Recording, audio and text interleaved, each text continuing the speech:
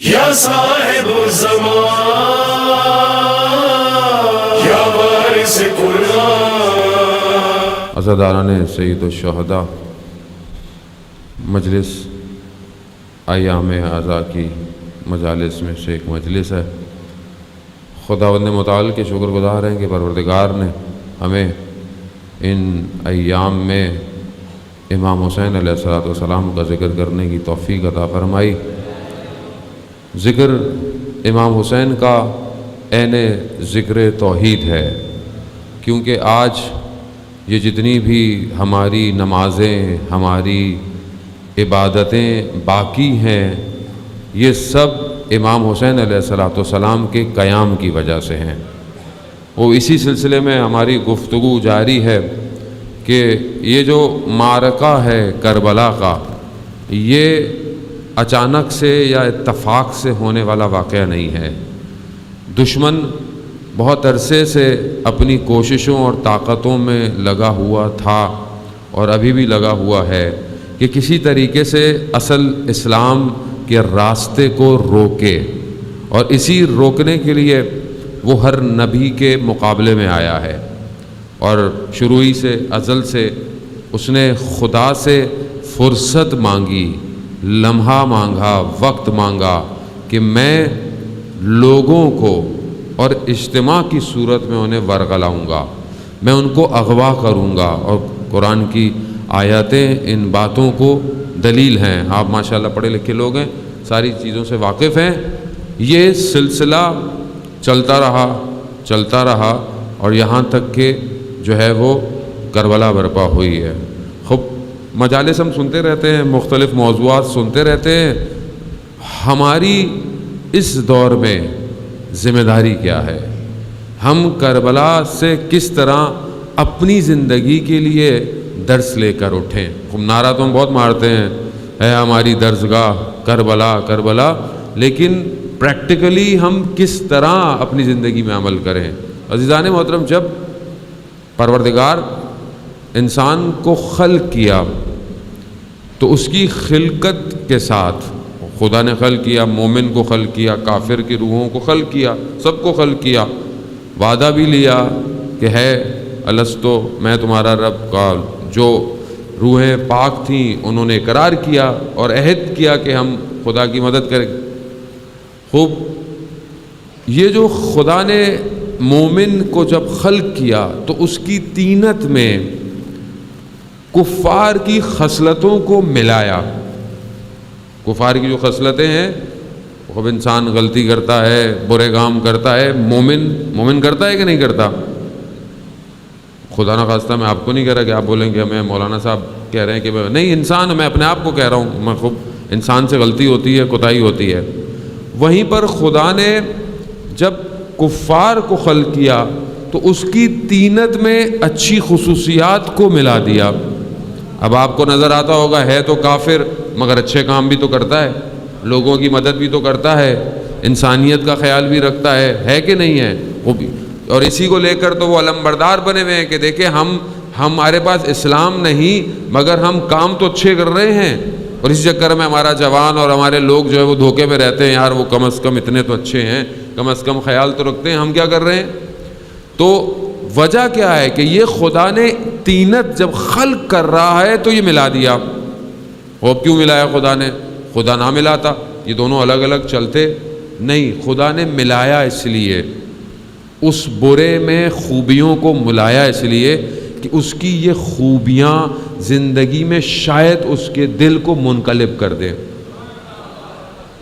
بھائی برا شخص، آپ کہتے ہیں نا یار چلو کم از کم کچھ تو کرتا ہے، اچھے کام کرتا ہے، چلو کوئی بات نہیں، شاید یہ اچھائی اس کو کسی مقام پر لے آئے۔ خوب مثال کے طور پر واقعہ تاریخ کا آپ کے سامنے ہے، 7ویں امام موسیٰ کاظم علیہ السلام کا دور۔ اللہ صلی اللہ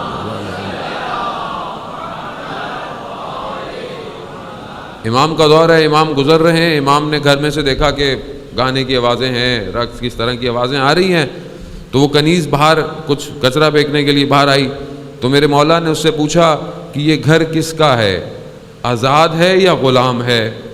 تو کہا کہ آزاد ہے۔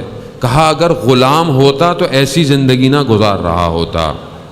اب جب اس نے سنا، جب وہ پہنچی تو جو اس کا آقا تھا اس نے بولا دیر کیوں ہوئی؟ کہا ایسا ایسا ہوا، امام گزر رہے تھے، انہوں نے مجھ سے پوچھا تو میں نے کہا کہ آزاد کا گھر ہے۔ امام نے کہا اگر غلام کا گھر ہوتا تو ایسا نہ ہوتا۔ اب اس کی طینت میں کہیں کوئی خوبی تھی، کہیں کوئی خوبی تھی تو اسی حالت میں بھاگا۔ بشر حافی کا واقعہ ہے، اسی حالت میں بھاگا، ننگے پاؤں بھاگا اور جا کر امام کی خدمت میں جا کر جو ہے وہ پاؤں میں پڑ گیا اور مولا سے معافی مانگی اور ایک بہت عالم دین بن گیا۔ یعنی طینت میں اچھائی تھی کہیں نہ کہیں، اسی لیے پروردگار نے اس روحوں کے اندر اچھائیاں رکھی ہیں کہ شاید منقلب ہو جائیں۔ آج آپ کو پوری دنیا کے اندر کئی لوگ مسلمان ہوتے نظر آتے ہیں کہ شاید کافر تھے، شاید ہندو تھے، شاید عیسائی تھے، یا حتیٰ دین نہیں رکھتے تھے، مگر آج آپ دیکھتے ہیں کہ وہ کسی نہ کسی بات کی وجہ سے منقلب ہو گئے ہیں، ان کے دل جو ہے وہ کنورٹ ہوتے جا رہے ہیں۔ کیوں ہو رہے ہیں؟ اگر یہ راستہ واضح ہوتا تو کوئی بھی ادھر سے ادھر نہ آتا۔ نہیں، شاید آپ کو سمجھ میں نہیں آیا۔ اگر طینت میں اچھائی نہ ہوتی تو حر کبھی بھی ادھر سے ادھر نہ آتا۔ یعنی خدا نے رکھی ہے اور یہاں پر بھی برائیاں رکھی ہیں۔ کیوں رکھی ہیں؟ ہمارا امتحان لے پروردگار کہ یہ ہر حالتوں میں جب شکنجے کی حالت میں پڑتے ہیں برائیوں کی طرف پلٹتے ہیں یا مجھے یاد کریں گے۔ خوب یہ دو ڈفرنٹ قسم کے ایسے نظریات نہیں ہیں، یہ باقاعدہ دو بلاک ہیں جو انسان کی خلقت سے ایک دوسرے کے ساتھ لگے ہوئے ہیں، اور یہ ہمارے وجود کا خاصہ ہے۔ وہ مومن سے غلطی ہوتی ہے، مومن گناہ کرتا ہے، کیوں کرتا ہے؟ کیونکہ اس کے طینت میں چیزیں مخلوط ہیں۔ عزیزان محترم، وہ پروردگار سورہ انفال کی آیت نمبر 37 کے اندر بھی یہی فرماتا ہے کہ یہ جو کافر ہیں، یہ جو منافق ہیں، یہ بھی نفاق کرتے ہیں، یعنی پیسہ خرچ کرتے ہیں۔ اب آپ ہر پیسہ خرچ کرنے والے کو اچھا مت سمجھا کریں کہ ہاں بہت پیسہ خرچ کر رہا ہے، بہت یہ کر رہا ہے، بہت وہ رہا ہے، لیکن اس کا مقصد کیا ہے یہ بہت مہم ہے کہ وہ پیسہ خرچ کیوں کر رہا ہے۔ تو قرآن کہتا ہے کہ یہ پیسہ خرچ کرتے ہیں مگر کیوں؟ یہ اللہ کا راستہ بند کرنا چاہتے ہیں، یعنی یہ خدا کا راستہ بند کرنا چاہتے ہیں۔ مگر وہیں پر مومن بھی ہیں، وہ بھی نفاق کرتے ہیں، وہ بھی زکوٰۃ دیتے ہیں۔ قرآن کی آیتیں کہتی ہیں یوتون زکوٰۃ، یہ زکوٰۃ دیتے ہیں، مگر یہ زکوٰۃ کیوں دیتے ہیں؟ یہ زکوٰۃ صرف مالی نہیں ہے بلکہ یہ اپنا پورا کا پورا وجود اسلام کی راہ میں دے رہے ہیں۔ تو اب آپ دیکھیں کہ یہ دونوں فورسز شروع سے لگی ہوئی ہیں، یہ طاقتیں شروع سے لگی ہوئی ہیں اور یہ طاقتیں آگے بڑھتی رہیں گی اور یہ جاتی رہیں گی، یہاں تک کہ ایک وقت آئے گا کہ جب ان کی ان خصلتوں کو جدا کر دیا جائے گا، اور اس وقت میں انسان کی کون سی خصلت اس کے اوپر غلبہ پا چکی ہوگی وہ وہی حالت میں ہوگا۔ اس لیے کہا جاتا ہے کہ آپ ہر حالت میں پاک صاف رہا کریں، اس لیے کہا جاتا ہے کہ سونے سے پہلے انسان وضو کر کر سوئے، اس لیے کہا جاتا ہے کہ جب بھی انسان نجس ہو فوراً طہارت کر لے۔ کیوں؟ کیونکہ نہیں پتا وہ وقت میرا کب آ جائے، مجھے نہیں پتا، مجھے کیا پتا کہ میں نے کب دنیا سے جانا ہے۔ اور دوسری بات، جو سب سے بڑا معرکہ ہونا ہے وہ ظہور کا معرکہ ہے کہ جب ظہور ہوگا تو خود بخود برائیاں ایک طرف ہو جائیں گی اور اچھائیاں ایک طرف ہو جائیں گی۔ اور آپ نے روایات میں پڑھا ہوگا کہ ایسا بھی مقام آئے گا کہ کچھ لوگ جو شروع میں امام کی رکاب کی طرف بڑھ رہے تھے اچانک سے وہ امام کو چھوڑ کر سامنے چلے جائیں گے۔ یہ کیسے ہو جائے گا؟ مطلب آپ کے تصور کریں کہ یہ کیسے ہو سکتا ہے کہ بھئی پتہ ہے کہ امام، پتہ ہے انتظار کر رہے ہیں، جانتے ہیں، لیکن امام کو چھوڑ کر کیوں جائیں گے؟ کیونکہ اندر جو بری صفتیں تھیں وہ غلبہ کر چکی ہوں گی۔ اس لیے تو مجلس ہے، اس لیے تو عزاداری کا سلسلہ ہے کہ وہ جو خصلتیں ہمارے اندر آ رہی ہیں ہم ان کو اس مجلس سے صاف کر کر باہر جائیں۔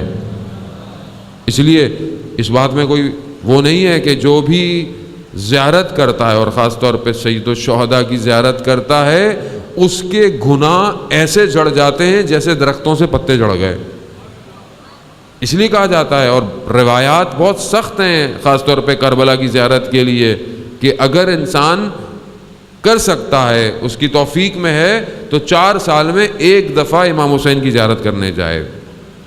وہ شخص آیا امام کے پاس، امام نے پوچھا کہ تم ہمارے جد کی زیارت پہ جاتے ہو ہفتے میں؟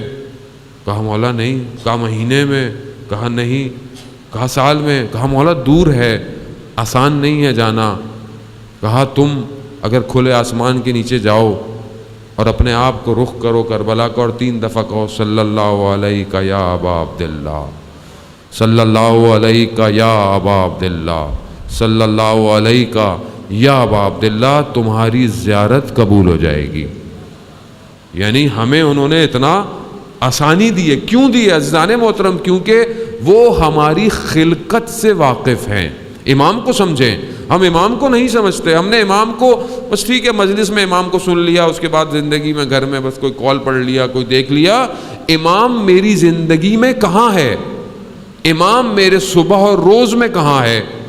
امام کا وجود میرے وجود کے ساتھ کتنا اٹیچ ہے؟ امام تو ہے، امام تک تو میرے سارے معاملات پہنچتے ہیں۔